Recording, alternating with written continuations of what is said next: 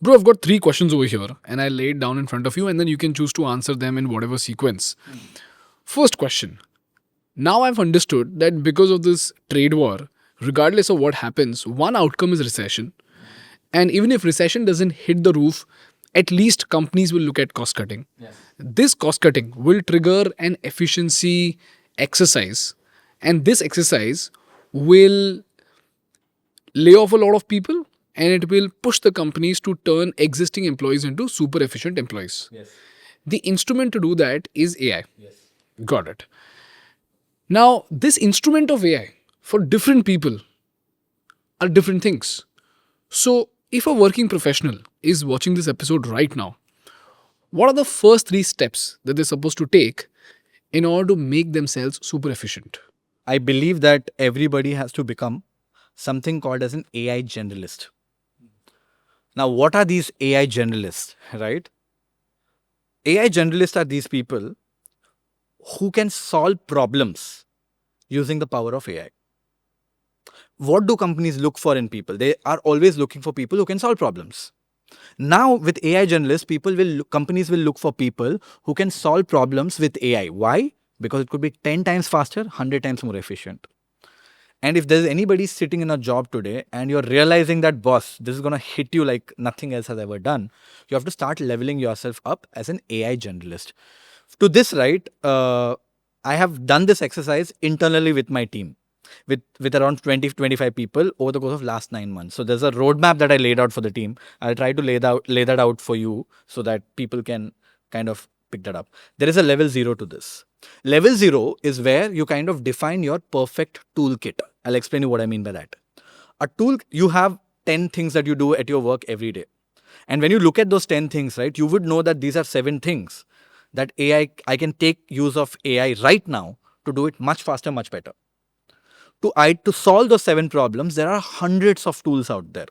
There could be a ChatGPT, there could be a Gemini, there could be a Claude, which are very general purpose tools, to very specific tools. Let's say you do a lot of work on Excel. So there's a tool called as Numerous. Just to understand this better, so the first step is for me to jot down all the tasks that I do. Yes.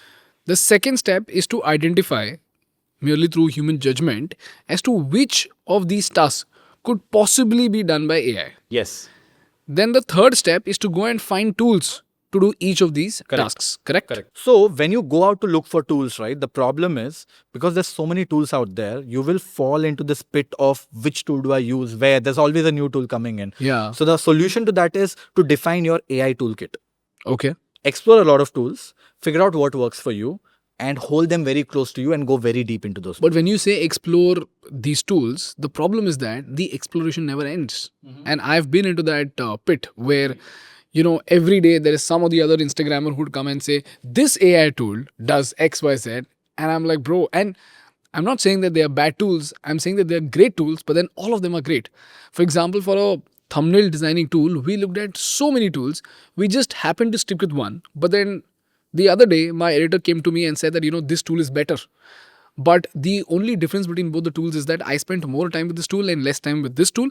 Similarly, he spent more time with the other tool than he did with my tool. That is exactly what I'm saying. Find a tool that you're comfortable with, go deep.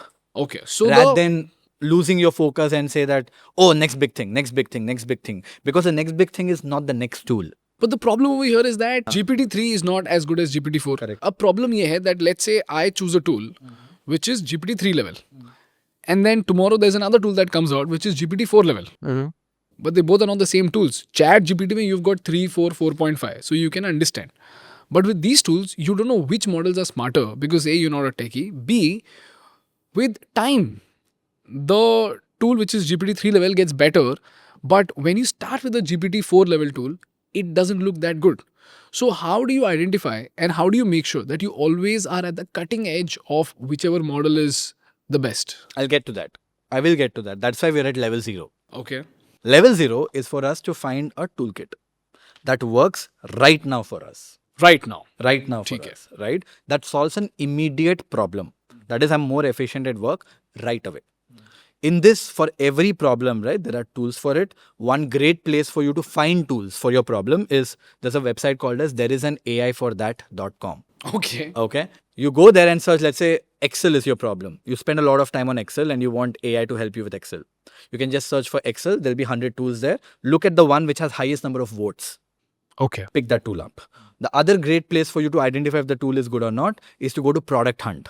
Search for that tool. They must have launched it. Look at the review of those tools. What is Product Hunt? ProductHunt.com is a platform where founders go to launch their products. Okay.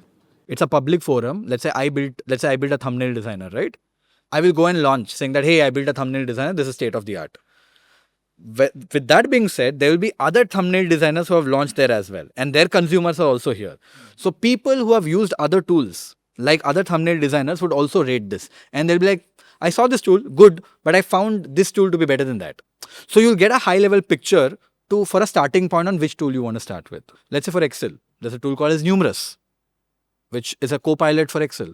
Let's say you want to make presentations. A lot of people spend a lot of time designing presentations. You can use a tool like Gamma, which can generate out of box. For research, like we discussed, there's ChatGPT Deep Research, there's Grok Research. In fact, there's a free tool for research, which is Google Deep Research. No tool comes closest to that. Hi guys, if you loved watching this clip and if you want to do a deep dive into the podcast, we've mentioned the link in the description. So click that link, watch that podcast and take notes. Thank you for watching and subscribe for more clips.